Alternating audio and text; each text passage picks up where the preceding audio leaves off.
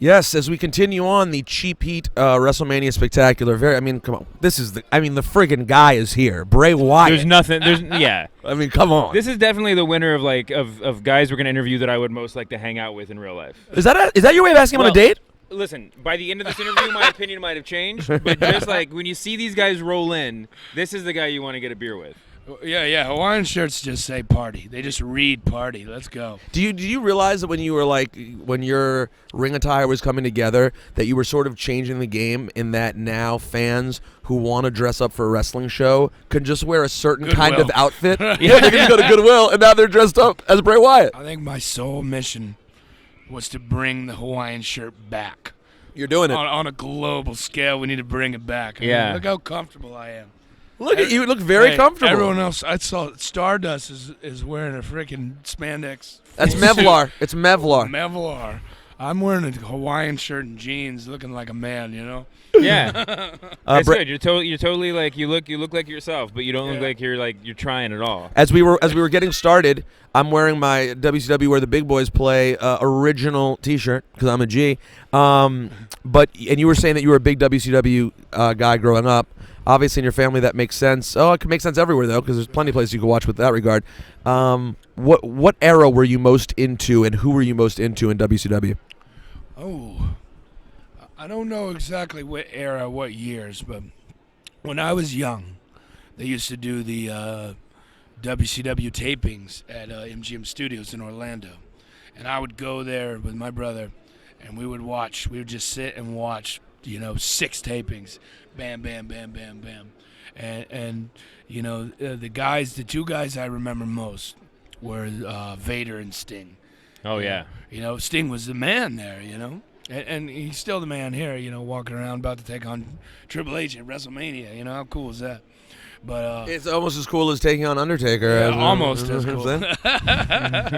Yeah, and I'm very, very, very lucky to have, this opportunity. And what does that even feel like, dude? I mean, a couple of years ago, you won't remember this, but a couple of years ago, I told you this when you called up to my show.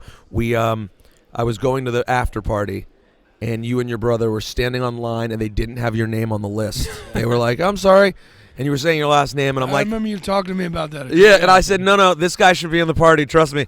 And now, 2 years later, you have Undertaker at WrestleMania. I mean, do you ever pinch yourself? Yeah, absolutely, man. This is since I was day one, man. You look at wrestling and what it is and what it represents to you, and I see myself being 6'9", somewhere in that range, and I'm watching this creature on television, this monster, that's larger than life and almost not even real, man. Yeah. And you're looking at yourself, you're going, wow, it'd be crazy to be that cool one day. And flash forward, here I am.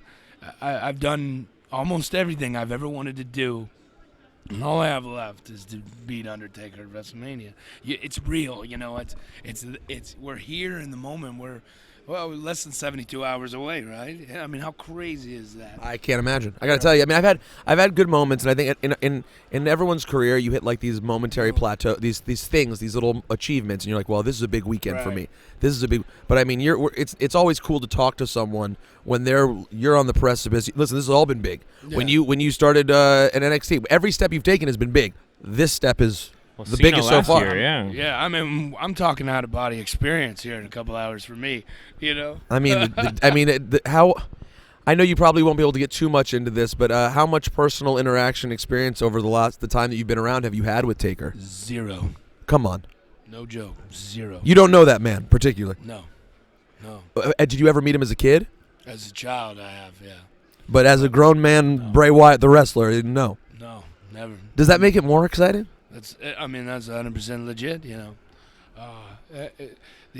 It doesn't get any more exciting. I can't imagine, something that would be bigger than this. Who else would be a dream person for you? Definitely Sting and definitely Hunter.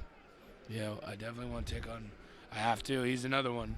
The only 2 have-tos that I have left are Taker and Triple H. Those I have to do before I die. Well, you're gonna have one down this weekend. You're also going to wrestle in like broad daylight, possibly for the first time ever. What is it? What is it? You were there. I mean, you did Mania last year. I mean, obviously, like you versus Cena was a huge step for you. Yeah, but last year was a big deal too. I mean, you were all over these posters, all over the chairs. Your face was right there. What? But this is. I feel like this is just different, right? I mean, we were joking before that this is going to be the first time we've ever seen the Undertaker wrestle with the sun out. I mean, I guess they could hold it back till the sun goes down or something. WWE has a lot of power, by the way. Yeah. You never know what they're capable of doing. Well, and I mean, the Undertaker has a lot of power too. Yeah. Exactly.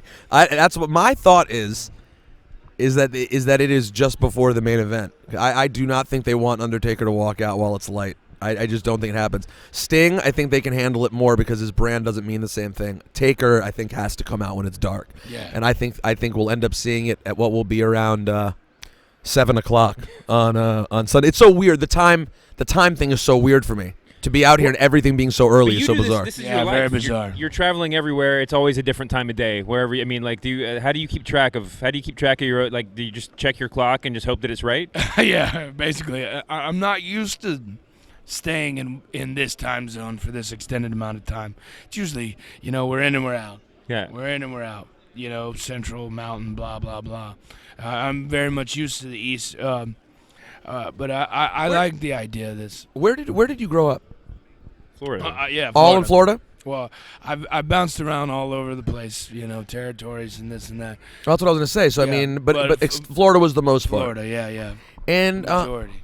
what are your earliest memories of pro wrestling? The first time that you realized what the hell was going on and what world you were living as part of. I have, beside the fact that I thought my grandma was a pro wrestler because I thought everyone was a pro wrestler when they went to work, I have two really specific memories. One, I remember being so impressed when Hulk Hogan slammed Andre. I remember I couldn't believe it, and also I was very, very angry when Papa Shango made that black stuff come out of Warrior's head. I was that was very upsetting. I'm angry to this day. Yeah. So you did split your time between WCW and WWE. Oh yeah, absolutely. I wouldn't say that I preferred one to the other. I just was glamored by all of it. How much does the idea of working on this level and this stage with your brother appeal to you? Sure. Did you be into it? Hell yeah. Oh yeah. Tagging, going against him, any of it? Well, me and him are not the same. When you look at us, you can just tell. There's hardly any similarities other than we're both very wild, I guess you could say. But there's not a lot of similarities in between us, So when you don't have so much in common, we're our own entities. If we ever, like Matt and Jeff did, something like that, where it happened over the course of however many years, and when it happens, it happens. I mean, I would love to do that. That would be another rewarding thing for me. What's the age difference? 3 years. And of course, we're talking about Bo Dallas, who I'm a huge fan of as well. You guys are, probably my, right around my two favorite newer guys who have come along in the last few years. Who was This is true. Who was the better athlete as a kid? Who was the dominant one when you guys were growing up? And that's another thing too. Is like we're just like we're different as people. We're different as athletes too. Taylor or Bo is more smooth. Like just he almost has like Barry Windham feels to him. He's not. I was more the rough, the impact one, and we both had success in sports. What sports for each of you? Well, when you grow up in the South, it's all football. Football. It's football and wrestling, and we're both successful in both. And I carried mine out a little bit further. I went and did the college thing, and then he went straight into this, which turns out was the right idea all along. But I didn't have that opportunity because then again, when you look at him and you look at me, no one's going to look at me, especially 7 years ago when I started, and say, you know what, one of these days that kid's going to be on one of those banners.